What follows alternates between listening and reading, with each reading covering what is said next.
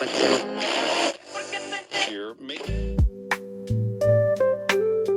is precious. Life is not just the passing of time. Life is not just the passing of time.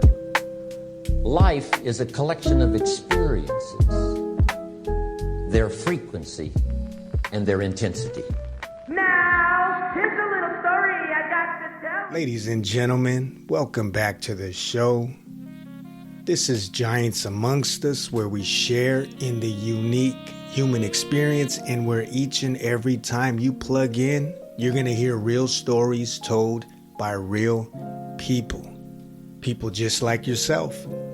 And right off the top, I hope this finds you in a good place. I hope this finds you in good spirits. And if not, well then maybe after listening to this show, you'll feel a little better about the day and do whatever it is you need to do to find it within yourself to keep on trucking. And for those of you plugging in and tuning in for the very first time, every time we share a story and an experience, these are testaments and examples of what the human spirit is capable of. These stories, they come from all walks of life, people who have had their own unique struggles in life and how they found the resources and tools they needed to start making some changes, start working towards healing, start letting go of the pain and moving forward in a more promising direction. So if you're feeling stuck like Chuck, if you're feeling like you're in a rut right now, let these stories remind you of the fact that things can get better. It's going to take some doing. It's going to take some work, but you're worth it. Know that. So kick your feet up or do whatever it is you do as you let this play on in the background. Let's enjoy this experience together. Today, Justin joins us, and he's got a story to tell. Justin comes from a small town in Montana, population of about 300 people, and as a child, throughout his childhood, he said things were lovely. He wouldn't change it for the world. He enjoyed it. It wasn't until his adolescence, moving into high school, that things started to get a little tricky, and that small town of Montana caved in on him. You see, Justin was on the receiving end of being bullied on account of rumors, hearsay, and false accusations of doing something that he said he took no part in. But that didn't matter. His peers, people from school, a big chunk of the town in his world at that time were after him. He was being threatened verbally, physically. He was being harassed, bullied, abused. All of these things he had to deal with as a teenager, to the point where he stayed inside. He didn't go to school. He didn't want to go outside. He stayed put.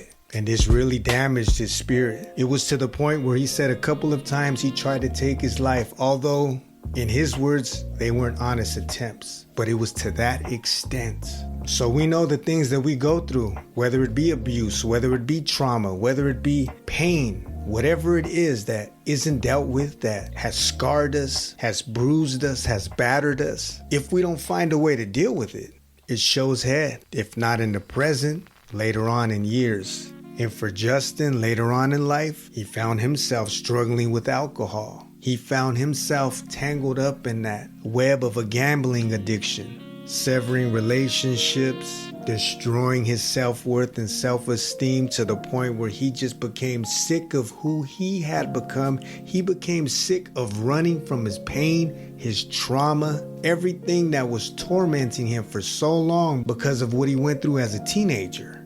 He decided to get real with himself and take those necessary steps to start getting better. So it isn't all about the pain. It isn't all about the hurt. Justin is also going to share those segments in his life to where he started to get better. Ladies and gentlemen, without further ado, this is Justin and his story. Welcome back to the show. This is Giants Amongst Us, where we share in the unique human experience. And today we've got another guest. I'm happy to share another connection with everybody listening on the other end. So I'd like to welcome Justin to the show. Thank you very much for taking time out of your day. You could have been doing anything. You could have been anywhere, but here we are having a little sit down. So welcome aboard, my friend. Yeah, thanks for having me. I love being guests on these things. I've been on a few other ones as well, and it's just something I love. So yeah, thanks for having me. Okay, right on, right on. So, just to kick this thing off, and for starters, you mind sharing with us a little bit about where you come from and how it was for you growing up? Yeah, so I grew up in a really rural town in Montana, Drummond, Montana. The population was only 300. I would describe my childhood as I wouldn't exchange my childhood with anybody. I just had a really good childhood. We had the typical problems all kids have. Being a teenager was kind of a rough time for me, really, really difficult time. But overall, I had a really good childhood. I moved into a bigger city, so to speak, Deer Lodge, Montana, when I was 18 years old.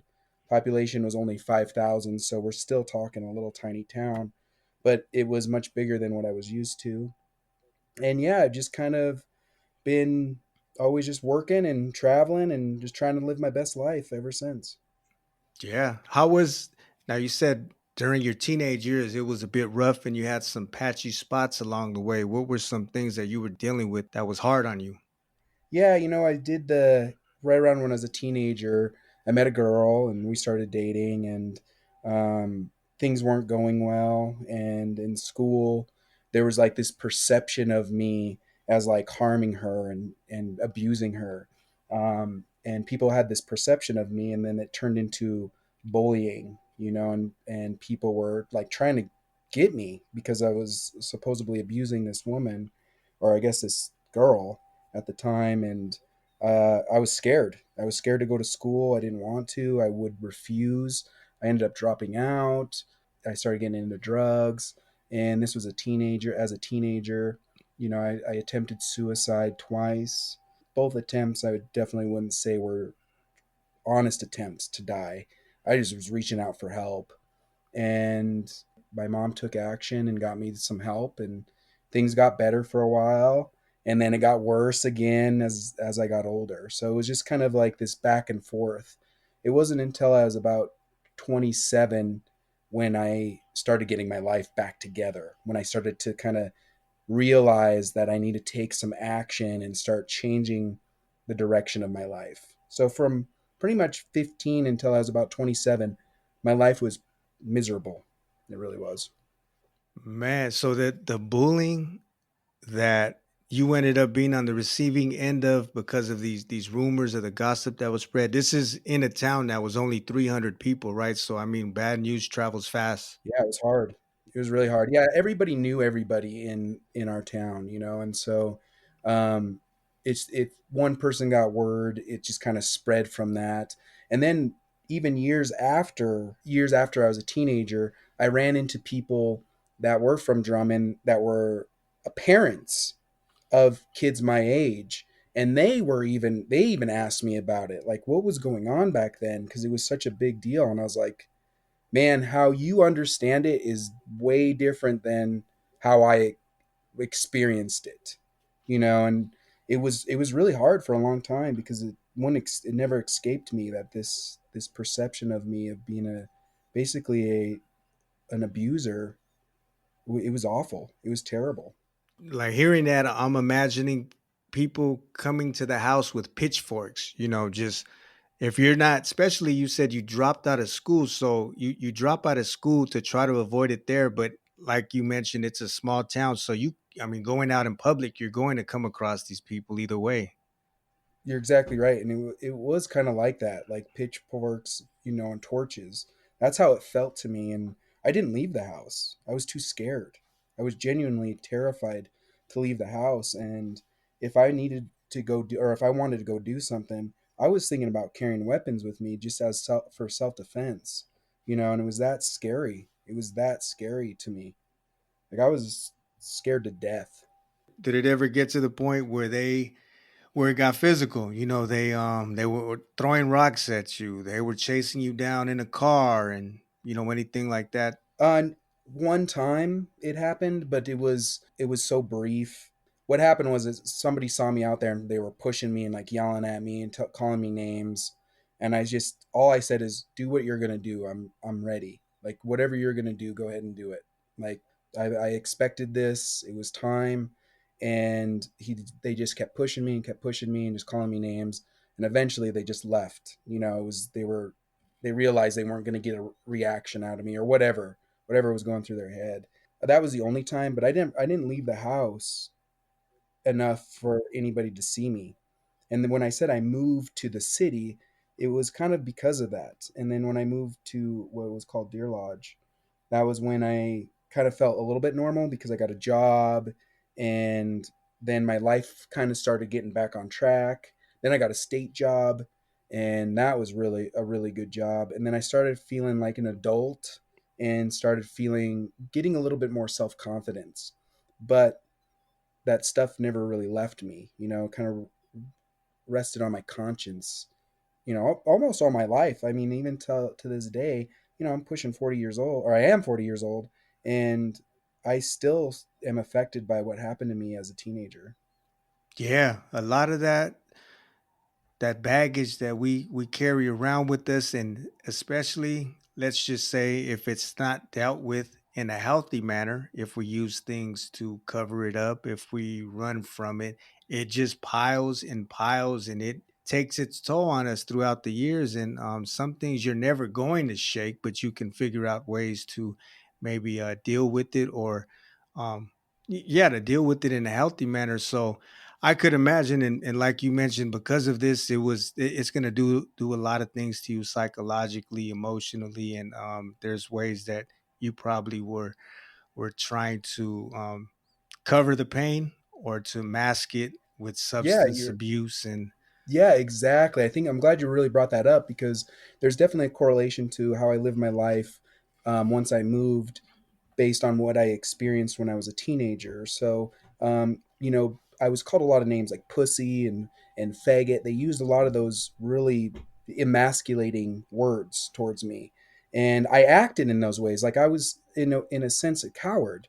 As far as anybody looking from the outside in would say, just go face it. And I never did. I would avoid it. I was too scared, and it was very emasculating. Now, when I became an adult, I started drinking a lot. I drank a lot. It was constantly drunk. I gained a lot of weight. I put on, probably about 120 pounds or more. Actually, it's probably like 160 pounds, pushing to 300 pounds. Once I got out of high school, got really, really fat. And again, that weighed on my self conscious. But as I would drink, I would get really aggressive, but I never harmed anybody. But I would almost get to this point where I would try and intimidate and kind of reclaim some of my masculinity. And it was very toxic, and it was really, really unhealthy. And people would just beat the shit out of me. I got in, I never fought back. And it was some weird psychological thing that I was going through where I would like basically kind of push these people to the limits, let them beat the shit out of me, mm, and then I would just go home and just deal with it. It was terrible. It was an awful life, and I did that until I was 27. Um, when I started drinking, and then it kind of migrated into drugs. And when I was 26, 27, I really had a really, really bad experience with what I was told was ecstasy, and it was very much not that. And for probably 2 days straight, I was so depressed. It did something to me. It affected me differently than anything I've ever experienced. And I was so depressed. And I remember telling somebody, I go, if I have to feel this way any longer than 3 more days, I'm going to kill myself. I cannot handle this. And I said, I understand people who are genuinely depressed. If they feel this way, them killing themselves was the right thing to do because I cannot handle this anymore. And about 2 days, things started wearing off, and I started kind of getting back to my senses. And then all of a sudden, in my mind, everything just clicked. It was like, man, you cannot keep living this way. Look at your life. You're in your dad's basement. Here's this girl that you're sitting here that is only here with you because you have a good connection. You know that. There's nothing there. You are living a terrible life. You are a terrible person. Today you have to change. And that was the catalyst for me to start seeking help. And after that, my life started coming back together once I swallowed some pride, acknowledged that I had a problem, and that I let somebody else help me. I've learned that I couldn't do it myself. Had you tried any time previous to that to try to kick your addictions or your habits? Yeah, I wouldn't say that it was an honest effort though. I recognized that it was a problem in my life, and I was like, "Oh man, I should really cut back drinking, or I shouldn't drink so much when I go out, or I should stick to beer." There's all these like weird things that you do, Yeah. and I recognized that I had a problem. I wanted it to not be a problem, but I didn't want to stop. So, yeah, yes and no. Yeah, because I also come from many years of abuse, and so there's ways that you can justify it, and I'm just gonna, like you said, just if you're drinking alcohol, which is anything and everything from wine to liquor to beer, but yeah, you can just justify. You know what? I'm not gonna drink the hard stuff, just beer. Yeah. But like you said, is that really an honor? Do you really want to let it go? Are you sick of it? Are you so? How did that look like for you once you finally got to the point where you were just sick and tired of feeling the way you were feeling and living the way that you were living? Yeah, yeah. So what happened was I literally just kind of it felt like I just woke up. Like I had just as a human just appeared in this situation and I was fully aware of everything that was going on in this new person's life. Like I didn't even feel like myself and it was just like a light switch. Wow. And it dawned on me that I needed to go get help. And that's what I did. I pretty much left my situation, just up and left and stayed with some friends in the town over, and I went to a outpatient drug treatment facility and just said I need help, and they're like, yeah, come on in, and they did their evalu or their assessment and said you need inpatient drug therapy, you need to go to inpatient therapy, which is rehab, and I was like, okay, whatever. And I basically submitted to that. Whatever they said, I was like, you guys are the experts. I'm going to listen and do what you tell me. I don't Yeah. care what it is. Walk me If they through would it. have handed me a butter knife and said, cut off your leg, I would have just sawed through my leg just so I could stop. Yeah, it was that bad for me. When I went to rehab, I felt I felt like I was probably one of the few people that was taking it seriously. And so that was hard, but it gave me enough motivation to maintain my sobriety.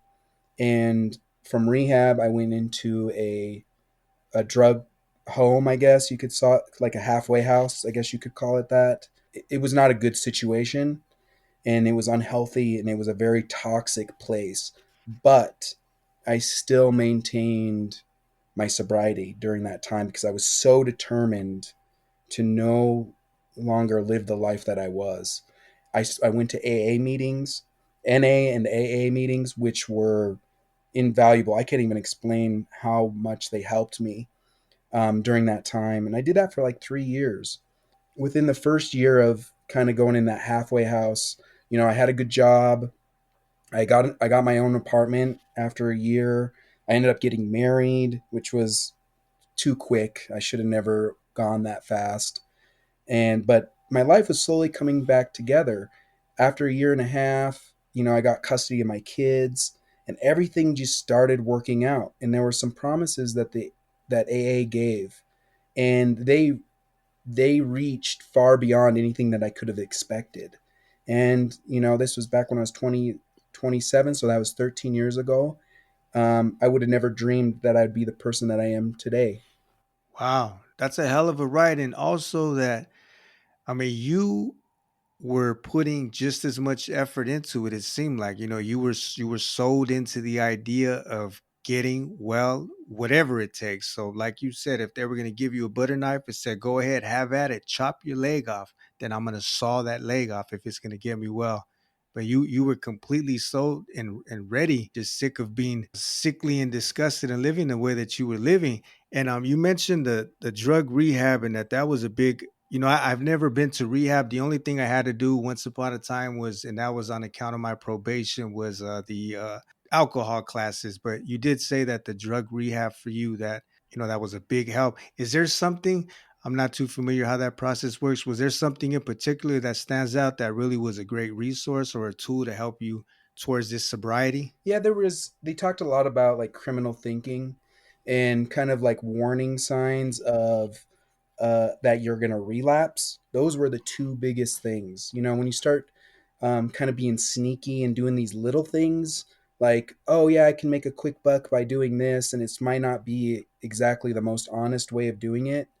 That's when you got to start taking a step back and being like, hey, I'm working myself right into a relapse, you know, and that kind of that criminal thinking mentality kind of puts you right back into those old unhealthy behaviors. Once I was able to really kind of be conscious of my actions and what I was doing subconsciously, was when I was able to kind of detach myself from those actions, if that makes sense. Yeah, that makes complete sense. And how was it for you in the beginning dealing with your sobriety? And, because when you're under the influence, that's one of the things some of us love being under the influence is because you escape from your problems, your anger, your issues, your emotions, your past, your failures, everything. So how about once the sobriety was set in stone and you were riding that wave, were you dealing with the flood of emotions that at one time you were suppressing or running away from or covering up with different devices or different vices, should I say? How was that like dealing with them with a sober mind?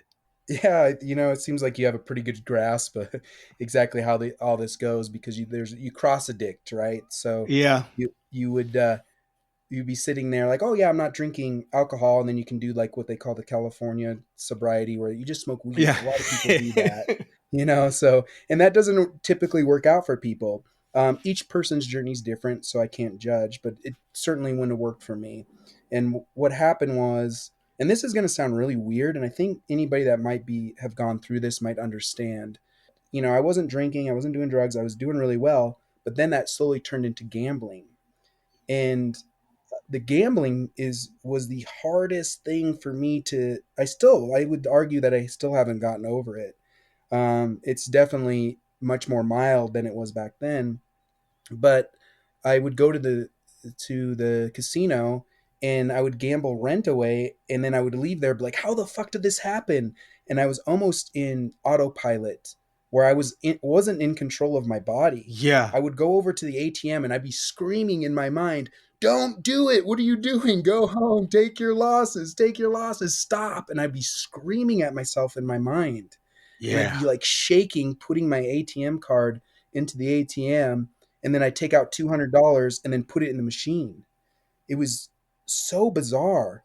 And then what I noticed, I started really kind of taking a step back, and I'd be like, if my house was dirty and I knew I had to go home after work and clean, I would avoid that by going to the casino. And it was something so simple as that, where I felt uncomfortable going home. So instead, I would just zone out on these machines. Like I would just be gone. Like the Mm. whole world would disappear and it would be me and this machine.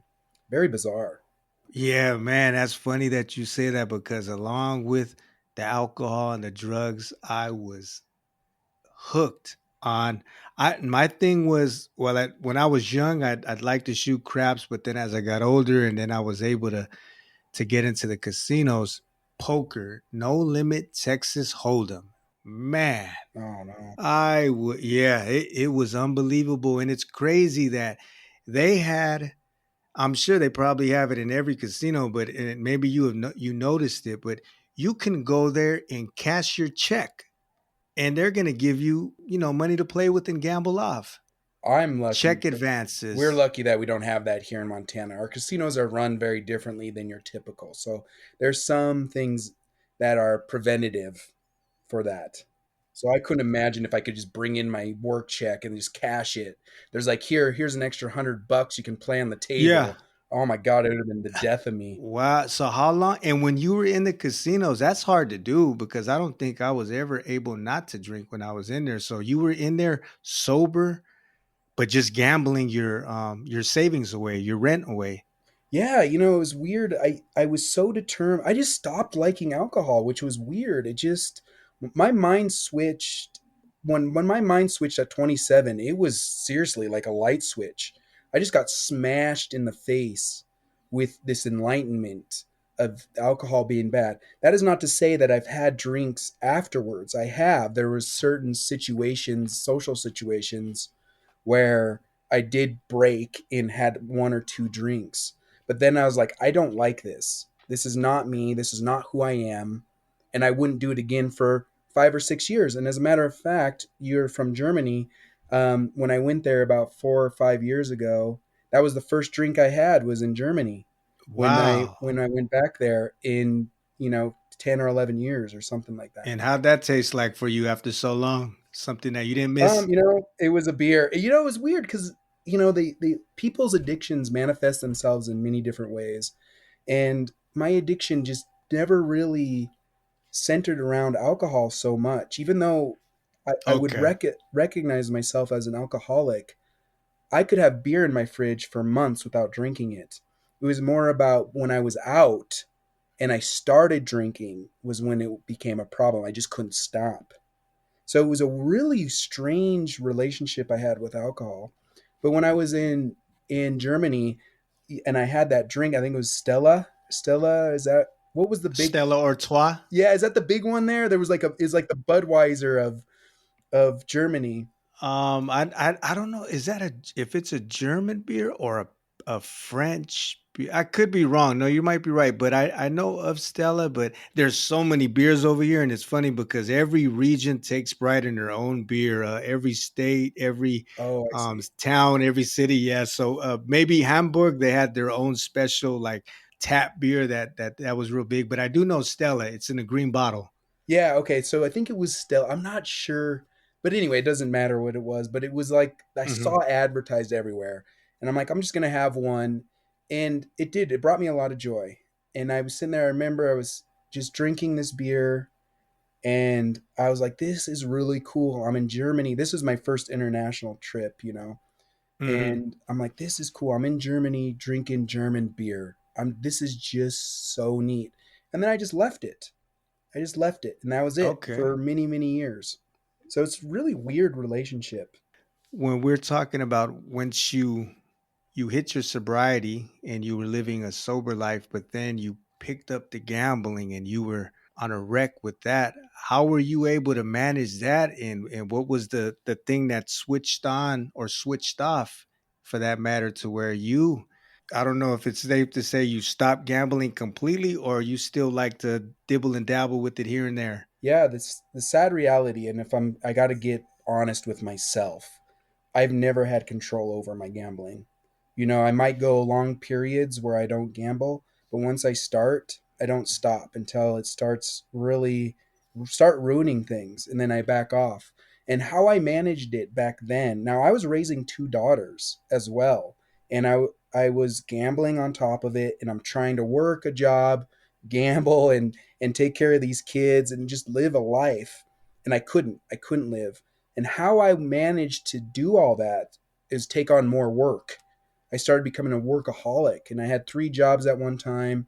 It really, really affected my relationship with my kids, more so than probably what I want to admit. And once the pandemic hit, and I got laid off from all my jobs, and we were getting the stimulus and all this stuff, is when things started to really turn for me as far as my gambling addiction. And even though I was making more money not working than I was when I was working three jobs, not being able to do anything and just reflect on my life was pivotal, was probably the most impactful thing that happened to me beyond my rehab stint, my sobriety. And Yeah. I just looked at my life and I'm like, my kids are suffering because of me. I don't get to see them. I'm not present like I should, and I never doubted me as a father, my ability to be a good father, but I was certainly not doing them any good living the life that I was. And I took that as an opportunity to start. trying to change my life. And I did. I really started researching ways of making money and making my money work for me. And I learned about the stock market. I did really well. I still do all right. Not as good as the pandemic era, but still doing all right. And I made a little nest egg for myself. And it allowed me to take time off of work and focus on my relationship with my kids. And it was one of the best things that ever happened for our family. It was great. You know, something about, and I think that's probably even relatable to drug addiction, but something about gambling also. And I don't know if you dealt with this. I'm pretty sure you probably did in your own way. But when you're gambling, you're not just going through it right then and there because you know you're after you may be after your losses or the adrenaline pump, whatever it is. But then even after the fact, it is wearing you out emotionally, psychologically, because you're thinking about the time you spent in there, how much time you wasted, how much Yeah. money you lost, and then you're just it's a big shot on your self-worth, on just anything, your dignity, your human dignity. I don't know if these were some things that you were dealing with during the time you were gambling, Yes. from you being in a casino and even when you're outside of the casino, because your mind is still thinking about that last visit or the visit before that. Oh man, you nailed it on the head. That is exactly what I would go through because I'd go in there, and it was mostly afterwards when I was had that like clarity of what just happened. Like I'll be in the casino and like getting angry because I'm losing all this money, but the reality doesn't really set in until afterwards. And I'll sit there and be like, $500. I could have done so much stuff with $500, and it took me 1 hour to lose all of that. And there was times when I would go in my car and I would start driving home and I just start yelling at myself Oh and just be my like, "You God, fucking idiot." I was like, "You're fucking man. stupid." And it was just so weird. I just never had loss of control like that. Even when I was drinking, I recognized that I didn't really have control over alcohol, to a certain extent. But I could have it in my fridge for months without drinking it. So I did have some level of control. I really never understood loss of control until it applied to gambling. Completely lose control over it. 100%. Man, when you said that yelling in the car, why did I see flashbacks of myself doing the Yeah, exact same thing? exactly. And then now that you mentioned, out of everything, all the pills that I popped, the dope that I smoked, the drink that I drank, everything, I don't, like you said, I don't recall as many moments of me outbursting the way I did after losing and spending the time that I did in the casino. Even sometimes where I was driving, I remember in the parking lot, I'm driving through the parking lot, and then there was some people. I'm driving after I blew, I don't know how much money, and I hear these people laughing outside. They're going into the casino, and I roll the windows down, and I was like, "What the fuck are you so happy about?" And Yes. I'm surprised they didn't just come at the car. Yeah, yeah, You they're know, not doing I'm anything. Yeah, like, yeah. That's funny. man. That's the thing. There's not a better high that I've ever had when it came to winning, but there's never been more sorrow that I felt than from losing. And that up and down, and it's so fast. It could be 1 minute you're way up here, and then the next you're going, "What the fuck?"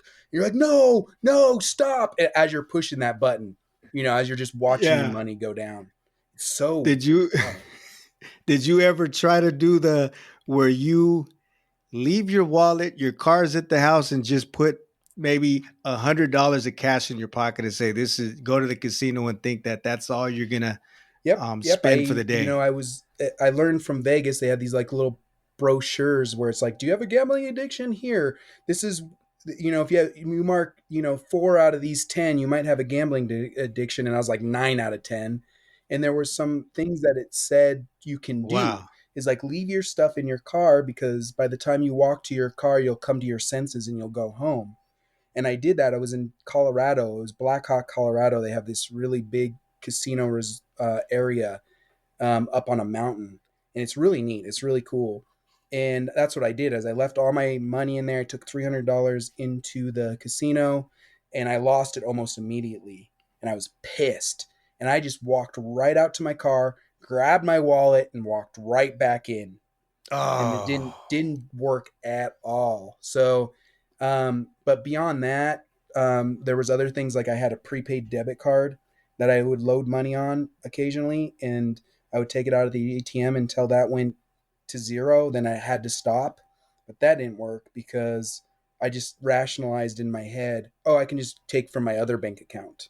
So I'd drive home and maybe wait a couple hours and then just grab my regular debit card and head down to the casino again. So it didn't matter. There was nothing stopping me. yeah, yeah. That's a different kind of monster to deal with in itself. Is it safe to say that you have a lot better relationship with gambling? Yeah, because one, in Thailand, they don't have any casinos there. And that helped me because I realized how much more productive I am when I'm not out there gambling. I wrote a book, I published a book, Okay. and it's just a small, short stories, horror. I published that, and then I started creating music, and I have a few albums that I created. I can't sing, so they're just like lo-fi, kind of relaxing music. But I was wildly productive when casinos weren't available to me. I got so much done. I even started a podcast with a buddy there in Oh Thailand, man. just Okay. because I was refocusing my time and energy into other things. And I couldn't just say, I'm bored, I want to go to the casino. Instead, I was like, I'm bored, let's do something creative. And that worked for me. Now being back in Montana, I don't really have the desire that I did. Now, when I came back from Thailand, I did stop in Vegas, and I was lucky enough to come out ahead after a day, and then I came to Montana.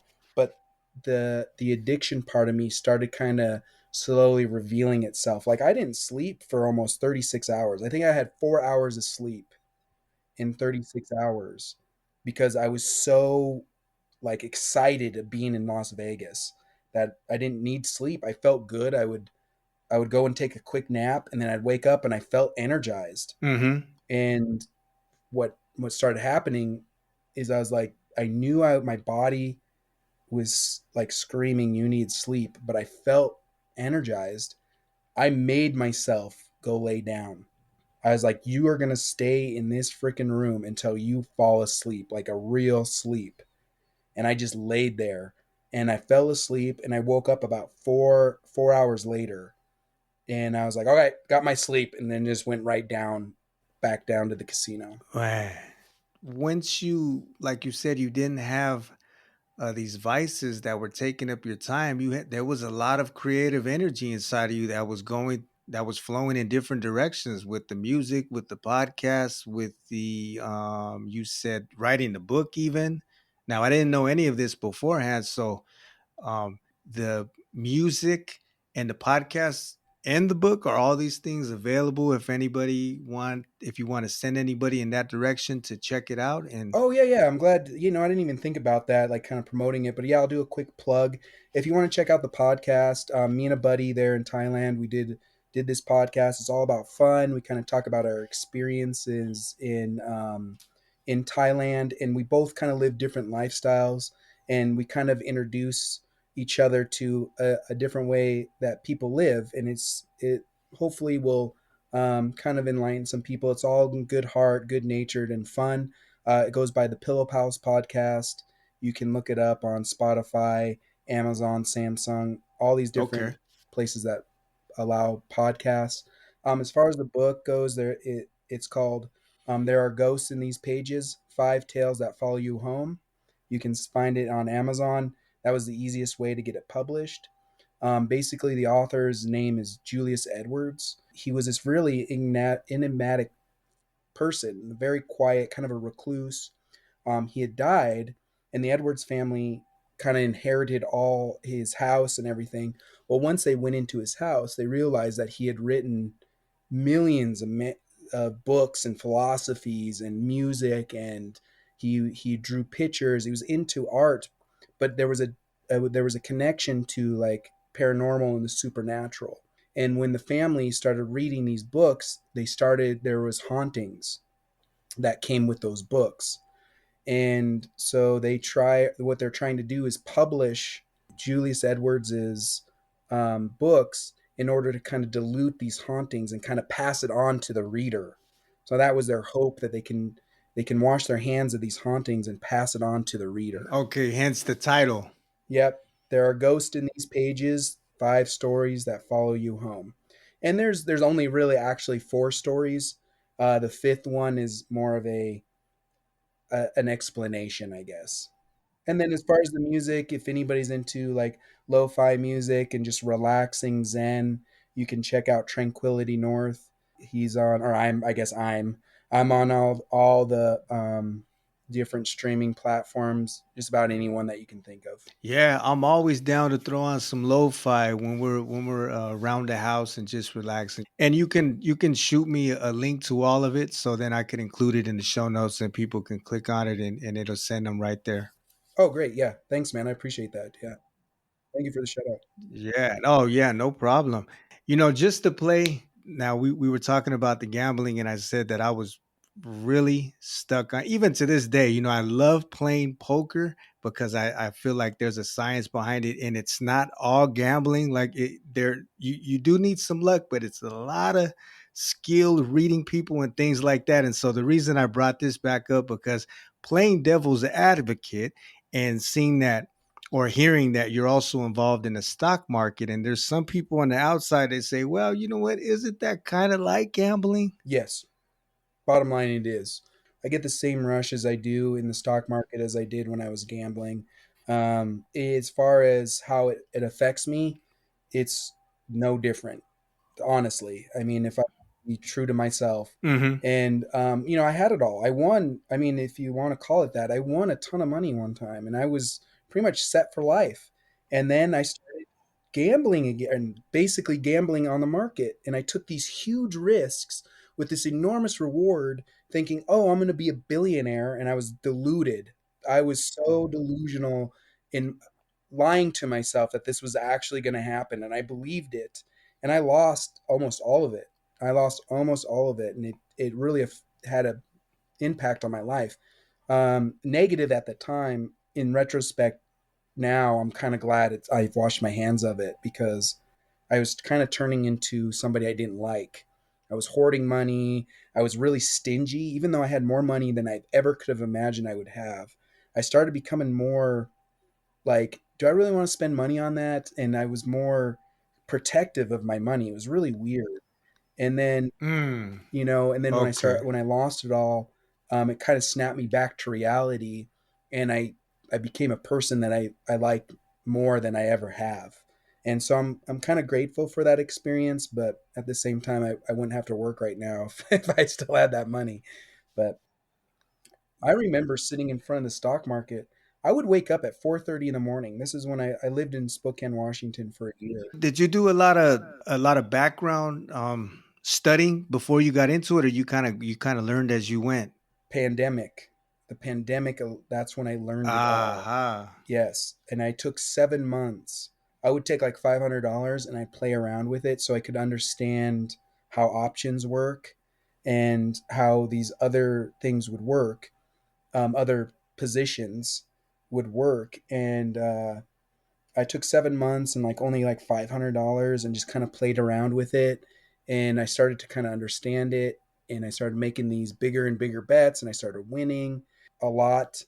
And then I remember I'd wake up at 4:30 in the morning without an alarm. I just wake up naturally and just get on my computer and start looking at the pre-market. What's moving? What's moving? It's go And time. then I take my daughter to school. Then I'd get on the computer until about 3 o'clock, go pick her up, or 2:30, go pick her up from school, and then stay on there until about 4.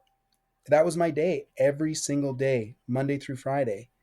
And I would remember, like, when I'd have really good days, I would just be sitting in front of my computer shaking, like just with this adrenaline rush of like, wow, what an awesome day today was. And all I would think about is the stock market, the stock market. I would get on like earnings calls and I would just sit there and play them. They'd be 2 hours long and I would just sit there and listen to these earning calls.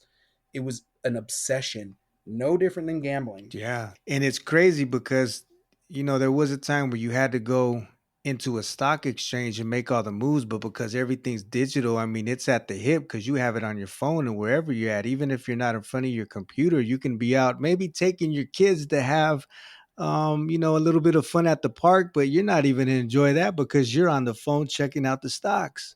It's not that you're not enjoying it and you're not present for your kids, and they see that in you. Yeah, They know that exactly. you're not there. You're gone, and that's happened. That happened. You're checked out. hmm That happened. I was lucky for me that when by the time my daughter got off school, the stock market had closed, so I could just kind of focus my time on her. But if I had little kids that weren't in school, I would have been completely detached until that market closed.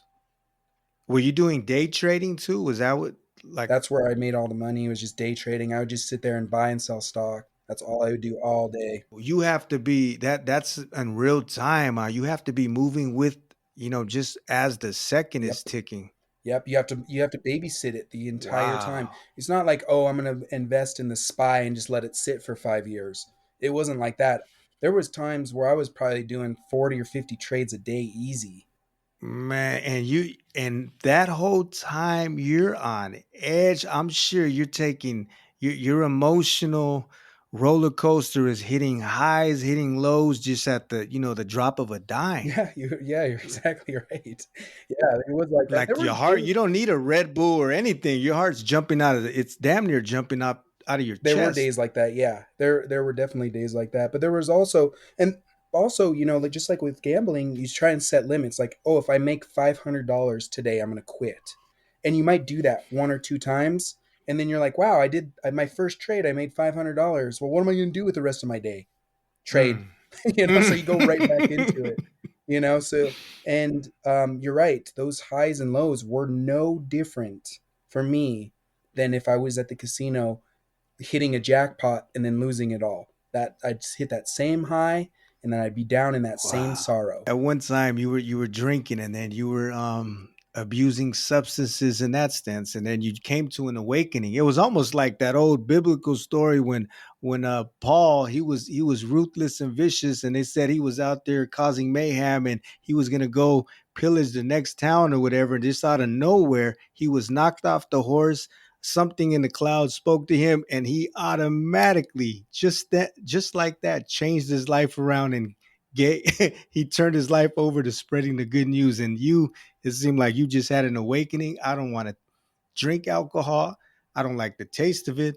It doesn't do anything for me anymore. You went to the meetings and you got yourself clear, and then you started dealing with the gambling, and then you were able to sort your way out of that. There's a lot of a lot of twists and turns in your journey. Yeah, and just kind of reflecting back on your story of Paul, it was very much felt that same way because I don't prescribe too much of a divine entity. I never have, but it Mm-hmm. certainly felt like there was a higher power at play that was kind of giving me some kind of knowledge about myself.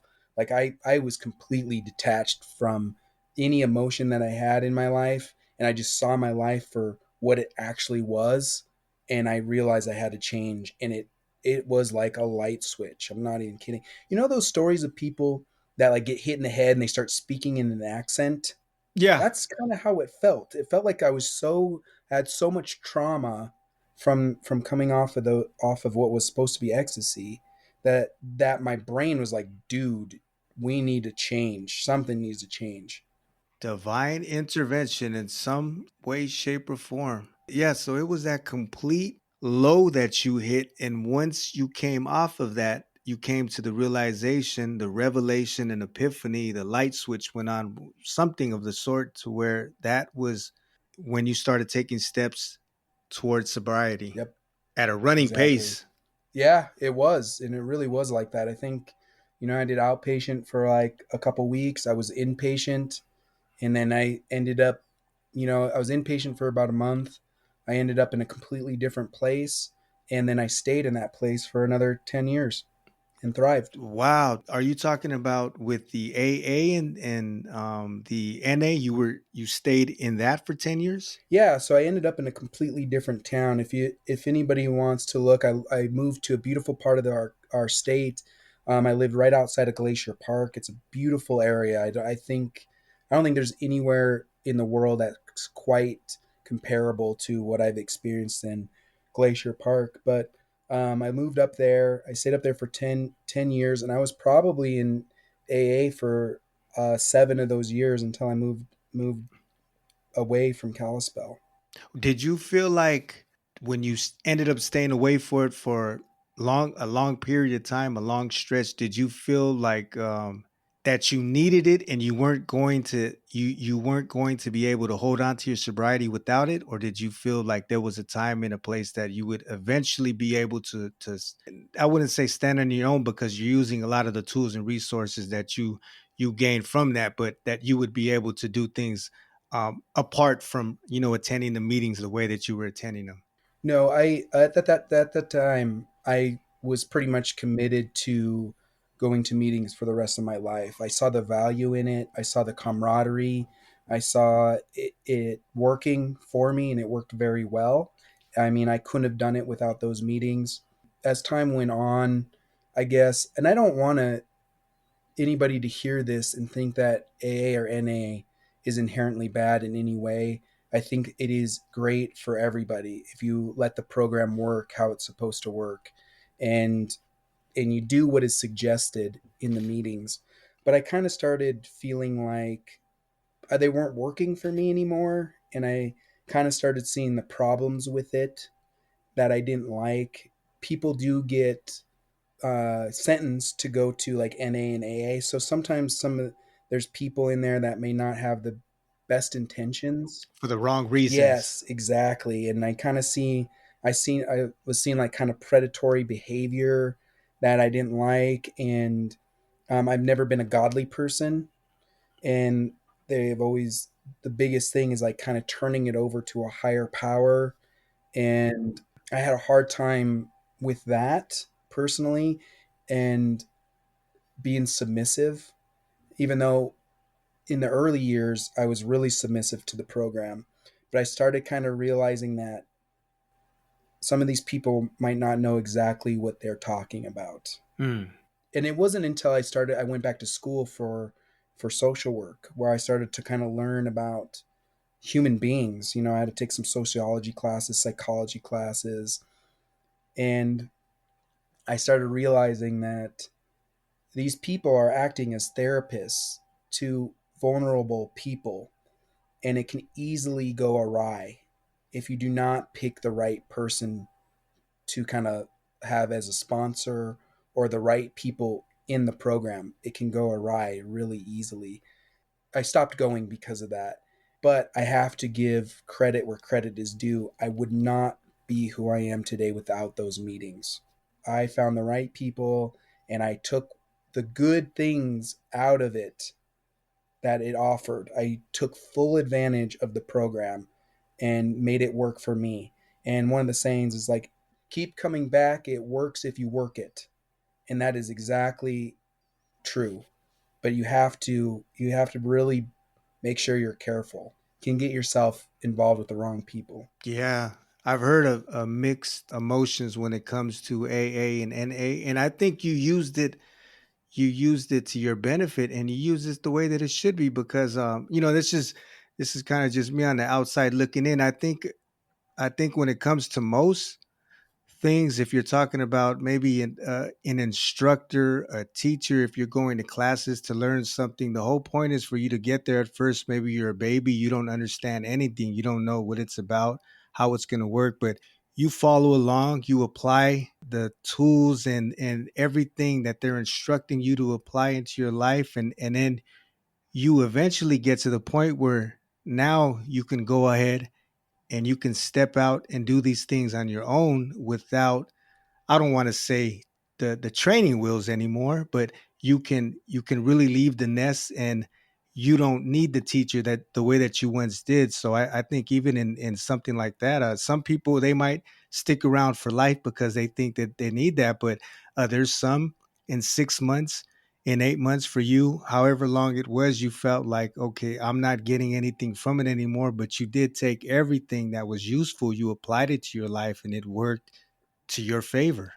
Yeah, you're exactly right. I think that everybody's journey is different, and I'm not going to judge anybody for whatever path they take. So if somebody says, "Oh, I can't drink anymore. I don't want to drink. I'll never drink again," and then after a month or so, they start going out and drinking again. I don't know. Maybe that is okay. Maybe that'll turn out to be just Hmm. fine for them. I don't get to judge that. So yeah, I think you're right. I think you really nailed it on the head when you said maybe that 3 years or however long, or I went there 7 or 8 years actually, was just what I needed in order to kind of have enough tools and To enough, build that foundation. exactly, have enough to get me to where, hey, I'm good now. Thank you so much for this hand up. Thank you. you know Yeah, and I think also that gives that also does something for you and puts a little extra gas in your tank, because now that you see, like, I'm out here and I'm doing this apart from attending the meetings the way that I was attending. I'm standing on my own, so to speak. So I mean, that's got to do a little something for your self-worth and your self-esteem and your confidence level. Yeah, and it also allowed me to kind of branch out in, because my life was consumed by AA meetings. Like I would go almost every Oh, I day. could imagine. Are we talking Monday through Sunday? They had them, yeah, it was every day. I didn't go like that frequently, but they were available to me that frequently. And there would be times where I would go 7 days a week, and there might have been times where I went once a week. There's no really, you just show up when you feel like you need it. And I did. There were times where I was all it was AA. That's all I was on my mind. That's all I cared about. And it was because out of sheer desperation to stay sober. And they were always there for me. And everybody that was there for me, because I could go in there and I could say, "Hey, I'm Justin. I'm an alcoholic. I have a really shitty fucking day and I need some people to help me get through this." And Hmm. there would be an overwhelming response. "Hey, come see me. Let's go get some coffee. Let's go have lunch. I'll buy you dinner." Whatever. It would be an overwhelming support there, like overwhelming support. And I am very grateful for that. I don't want to get anybody the wrong impression about AA or NA. It is a very, very effective program, bottom line. Hmm. It just got to the point for me personally that I felt like I grew out of it. Right on. You're talking about your personal journey, and that's really what the show is about. Every time I connect and talk with somebody, it's about their personal journey. And it's not to say one size fits all. What worked for you is going to work for the next man or the next woman, but some things can click and resonate with them, and maybe you pick a little bit from this that sounds right or feels right, and then a little bit from them, and a little bit from them, and you apply it and you hybrid it and make your own machine and working mechanism within yourself, and you work out your own issues, and you sort out your own journey along the way. So that's it's not any kind of cookie cutter Yeah, I agree. And system. but And the sad thing is that we're kind of always told at a young age, like, go to college, do this, do that. You have to fit in this little yeah, box. And it wasn't until I got older that I realized, hey, you know what? I don't fit in this box. I'm going to do what I want and what makes me happy and what makes me feel good. And I'm not going to, as far as I can without harming anybody else, you know? And it wasn't until I just realized I have my own path.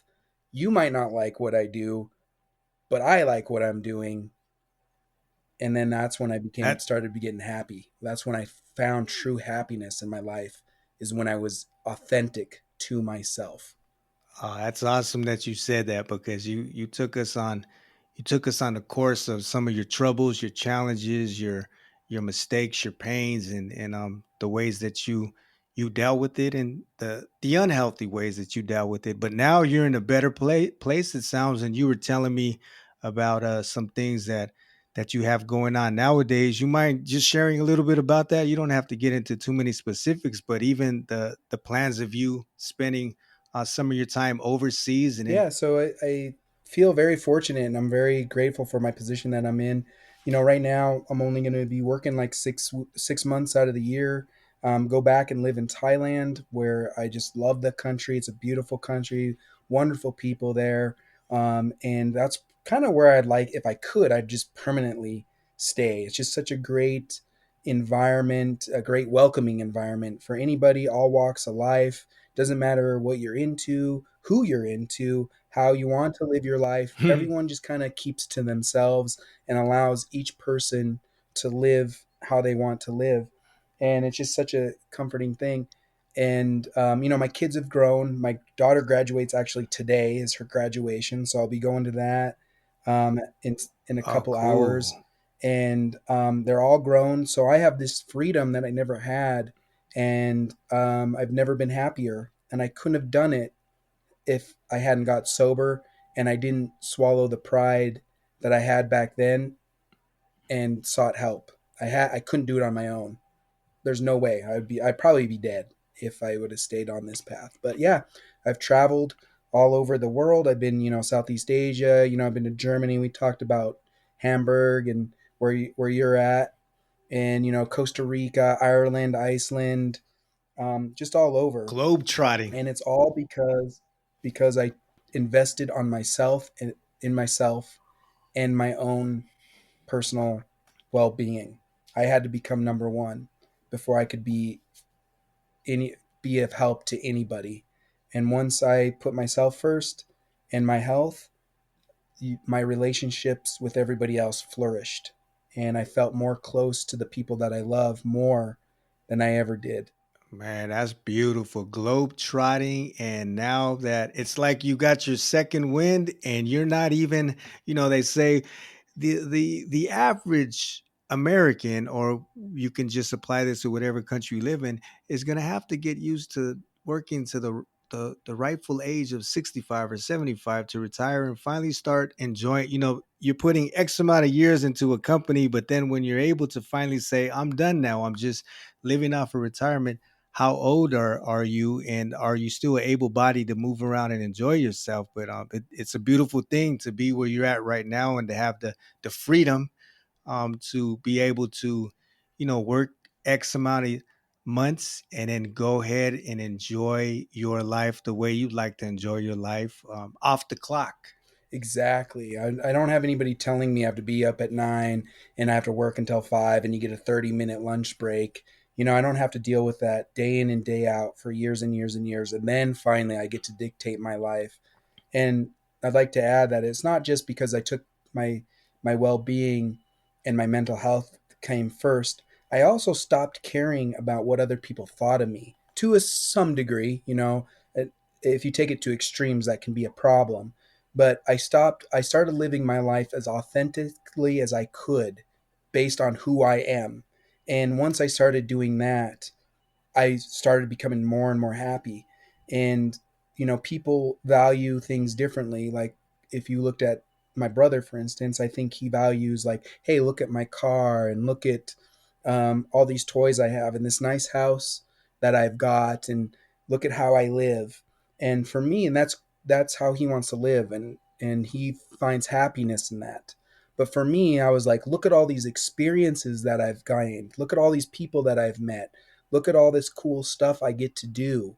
And that's where I found value. Yes. And once I was able to kind of break from that kind of that cage, so to speak, of like, you have to go to college and you have to get the good job and work until you can retire, and then you retire, then you can do those things. Once I broke that mold, because that wasn't for me, it is for other people, that's when I found happiness. Yes, you're investing in experiences and memories, and that is something I think is a lot more valuable than any kind of toy, any kind of shining object. I feel the same way. I'm with you on that. I feel the same way about those things, the experiences and the memories that come with it, and just looking to enjoy more of those while you're able to. And I was happy to hear a lot of what you had going on, how you were able to wiggle out of that, and how that you're in a much better place now, especially with your daughter graduating and you have that to get to. That's going to be nice to see. Yeah, very proud of her. She graduated, I think, with a 4.0. I couldn't be more proud. Yeah, I cannot be more proud of her. And she's going to go to college. And I think that the only reason that she turned out the way she was is because I've been able to afford more time with her. And I valued time with my family over money. And because of that, I think she's where she's at now. That counts for a lot. That quality time is especially at those critical stages of their life and that age. Man, so I'm going to include the links to everything that you have going on. And yeah, man, I really appreciated your story and what you had to share with us. If you like to, before we wrap this thing up, because I know you also have some things going on, like your daughter's graduation. But if you'd like to wrap it up with some final words or anything you'd like to leave off with, feel free, my friend. Yeah, yeah. For anybody that's listening, whatever you're going through, I promise you things can be better, and just don't give up, but always to try and take baby steps in order to help and get better. And I promise you things will get better as long as you keep trying and your heart's in the right place. I have a saying, uh, do the right things and the right things will come. And I can almost guarantee that eventually, as long as you keep doing the right things, your life will get back together. Don't give up. I've been there. I've wanted to give up. I tried giving up once, twice in my life. I'm really glad that never happened. And I'm finally at a place in my life that I can look at who I am and say I'm happy with where I'm at and who I've become. So stick in there, stick it out, power through it. 1000%. My pleasure. I really enjoyed it. Thank you, my friend. Appreciate it. Yeah, thanks for having me. Thank you again, Justin, for being a part of this human experience and for opening up your heart and being transparent with us. Sharing those struggles, sharing those challenges that you face with addiction, with the drinking, with the gambling, the abuse that you had to deal with, but not only that, but also how you were able to sort out the things in your life that you felt needed to be sorted out. Not wanting to run away from your problems anymore, to just man up and face them head on. It's great to hear that you're in a better place now. It's great to hear that you have a healthy relationship with your daughters, and all that excess energy went into creativity, went into making music, went into writing a book, went into creating a podcast with a buddy of yours, doing all these things that you probably never would have had the time to do had you been bound and tied up to fighting your own demons and dealing with addiction. I'm happy that you found your happiness. And like you said, now living on your own terms. And for you, it's not about the shiny things. It's not about the big wheels. It's not about the big toys. It's about creating experiences, traveling, immersing yourself in different cultures. That's a beautiful thing. And I feel the same way about a lot of that. So just keep doing you unapologetically. You are a giant amongst us. Hope you guys enjoyed the conversation. If at all you feel inclined to check out what Justin is doing, check out his music, check out his podcast, or even check out his book. All of that information will be included in the show notes, so have at it.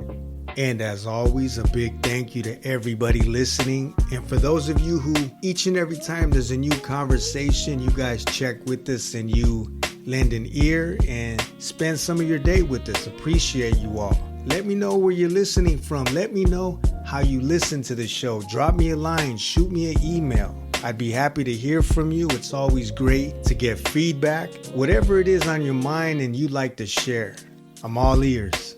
And I'm thankful and grateful for everybody who's been a part of the show up until now. I look forward to bringing you guys more stories, and you guys be sure to check the show notes and follow the links so you can get information on what's going on with the show, any side thoughts, any afterthoughts, any in between the stories, any extra audio clips, because I want to start sprinkling some more of that on the side and just continue to build a good foundation and connect with people who have a story to tell, because we all have a unique story and experience. And you guys are welcome to give feedback. You guys are welcome to share your thoughts. You guys are welcome to shoot me a line and let me know how you feel about the show.